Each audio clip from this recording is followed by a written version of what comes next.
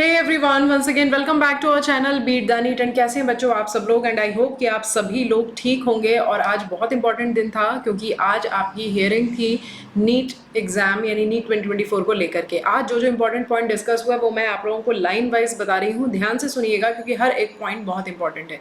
सबसे पहला जो डिस्कस हुआ मॉर्निंग में that is the physics question. जो फिजिक्स क्वेश्चन जिसके सेकंड और फोर्थ ऑप्शन आ रहे थे उनके लिए कहा गया था आईआईटी के प्रोफेसर्स को कि आईआईटी दिल्ली के प्रोफेसर उसको सॉल्व करके बताएंगे कि उनमें से कौन सा आंसर करेक्ट है। तो उसमें जो आंसर करेक्ट निकला 4। अब उस पर डिस्कशन चला कि अगर फोर्थ ऑप्शन जिन बच्चों ने किया है क्या उनको ही सही दिया जाएगा या फिर जो है सेकंड ऑप्शन जिन्होंने किया था उनके कोई मार्क्स नहीं काटे जाएंगे। दूसरी चीज आई जो सवाई माधोपुर एंड गाजियाबाद में बच्चों को दूसरी लैंग्वेज का पेपर दे दिया गया था गलती से। जो लैंग्वेज उन्होंने ऑप्ट की थी, सपोज दैट किसी ने हिंदी अगर ऑप्ट की है तो उसको गलती से इंग्लिश का पेपर दे दिया गया। लेकिन उन बच्चों ने 2 घंटे 20 मिनट से भी ज्यादा टाइम तक उस पेपर को सॉल्व किया। पर उसके बाद में जब सेंटर पे रियलाइज हुआ कि इनको तो गलत लैंग्वेज का पेपर दे दिया गया तो उनको दोबारा से उनकी ही लैंग्वेज का पेपर दिया गया 6 to 9 टाइमिंग के बीच में उनको, यानी कि शाम के 6 से 9 के बीच में उनको वो पेपर सॉल्व करने दिया गया। यानी कि इंडिविजुअली एक स्टूडेंट के पास में पेपर 6 घंटे से भी ज़्यादा टाइम के लिए रहा। और ऐसा कैसे पॉसिबल है उन नॉर्मल बच्चों को अगर कंपेयर किया जाए कि आप एक 6 घंटे में एक बच्चा पेपर सॉल्व कर रहा है और दूसरा जो है उसको 3 घंटे मिल रहे हैं, तो ये क्या आपका एक जस्टिस है? एंड दूसरी चीज जो एक आई कि असली कल्प्रिट जो अभी मेन है वो अभी तक पकड़ा नहीं गया है। उसके जो फोन रिकॉर्ड्स हैं वो अभी तक नहीं मालूम है कि पेपर कहाँ तक सर्कुलेट हुआ। ये चीजें हमारे साथ हुडा सर रिप्रेजेंट कर रहे हैं। सो उन्होंने ये कहा कि अगर हम रीनीट नहीं कराते हैं और इसमें हम सिर्फ कुछ ही मैनिपुलेशन करा रहे हैं सेलेक्टेड स्टूडेंट के लिए जो इन चीज़ों में इन्वॉल्व हो गए हैं, सो उस चीज़ के लिए भी क्या अगर बाद में कल्प्रिट पकड़ा जाता है और उसके फ़ोन रिकॉर्ड्स में ये मिलते हैं कि हाँ ये पेपर ज़्यादा दूरी तक सर्कुलेट हुआ था, ज़्यादा बच्चों के बीच में गया था, तो क्या ये एक जस्टिस होगा सारे बच्चों के साथ में? इसके अलावा एनटीए का कहना है, जो पेपर की एक फोटोग्राफ आई थी टाइम्स ऑफ इंडिया में कि आपके पेपर जो है वो ई रिक्शा से गए, तो एनटीए का कहना है कि वो पेपर नहीं थे, वो ओएमआर शीट थे, जो कि पूरी तरह से गलत है।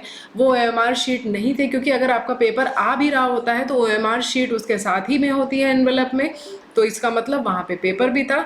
दूसरी चीज़, अगर ओएमआर शीट जाती है तो वो वहाँ सेंटर से जब भी जाएगी तो वो एक प्रॉपरली कपड़े में पैक होकर के सील्ड होकर के और सिटी सेंटर पे जाती है।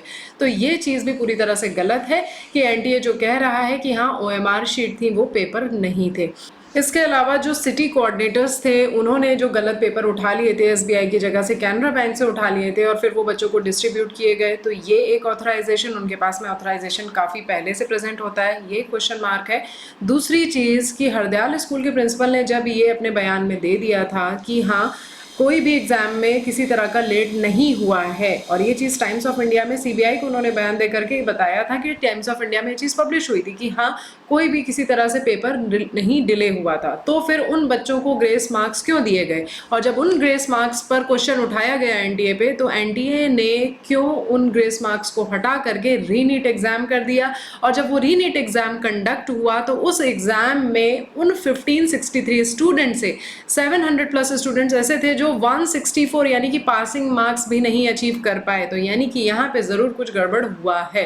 और बहुत इंपॉर्टेंट बात कही गई इसमें कि 2015 में 44 स्टूडेंट्स के साथ में ऐसा ही केस हुआ था, और जिसमें 44 स्टूडेंट्स के साथ में गलत हुआ माना जा रहा था, जिनकी वजह से उस टाइम पे एग्जाम को सीबीएसई कंडक्ट कराता था एंड वो था सीबीएसई पीएमटी। तो उस टाइम पे उन 44 स्टूडेंट्स के लिए दोबारा से एग्जाम को कंडक्ट कराया गया था। ये एक बहुत बड़ा रेलिवेंस दिया जा रहा है इस टाइम की सिचुएशन के साथ में, क्योंकि अगर इस तरह से चलता रहा तो आगे अगर लीक होगा पेपर तो फिर से एनटीए इस तरह से कह देगा कि नहीं लीक नहीं हुआ था, वो इसी दायरे तक था और दोबारा से रीनीट नहीं कराया जा सकता। तो इसके रेफरेंस में एक ये बात भी आज कही गई थी।